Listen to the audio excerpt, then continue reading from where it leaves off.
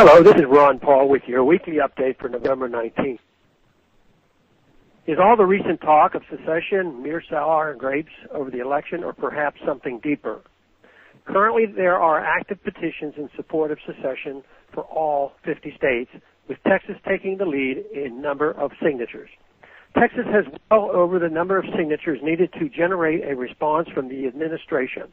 And while I wouldn't hold my breath on Texas actually seceding, I believe these petitions raise a lot of worthwhile questions about the nature of our union.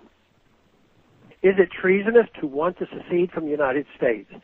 Many think the question of secession was settled by our Civil War. On the contrary, the principles of self-governance and voluntary association are at the core of our founding. Clearly, Thomas Jefferson believes secession was proper, albeit as a last resort. Writing to William Giles in 1825, he concluded that states, quote, should separate from our companions only when the sole alternatives left are the dissolution of our union with them, or submission to a government without limitation of powers, close quote. Keep in mind that the first and third paragraphs of the Declaration of Independence expressly contemplate the dissolution of a political union when the underlying government becomes tyrannical. Do we have a government without limitation of powers yet?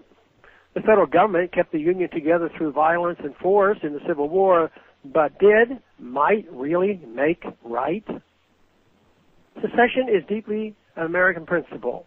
This country was born through secession. Some felt it was treasonous to secede from England, but those traitors became our country's greatest patriots. There is nothing treasonous or unpatriotic about wanting a federal government that is more responsive to the people it represents.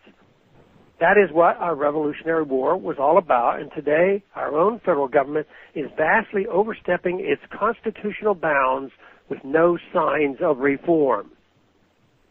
In fact, the recent election only further entrenched the status quo. If the possibility of secession is completely off the table, there is nothing to stop the federal government from continuing to encroach on our liberties, and no recourse for those who are sick and tired of it.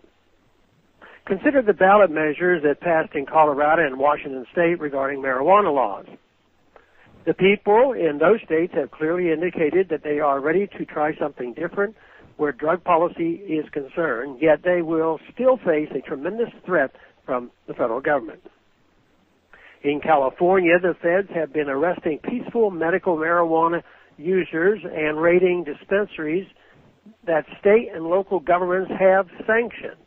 This shouldn't happen in a free country. It remains to be seen what will happen in states that are refusing to comply with the deeply unpopular mandates of Obamacare by not setting up health care exchanges. It appears the federal government will not respect those decisions either. In a free country, governments derive their powers from the consent of the governed.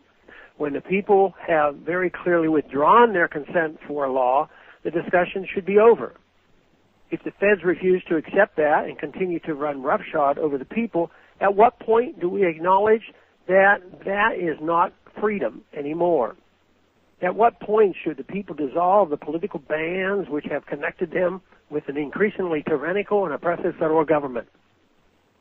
And if people or states are not free to leave the United States as a last resort, can they really think of themselves as free? If a people cannot secede from an oppressive government, they cannot truly be considered free.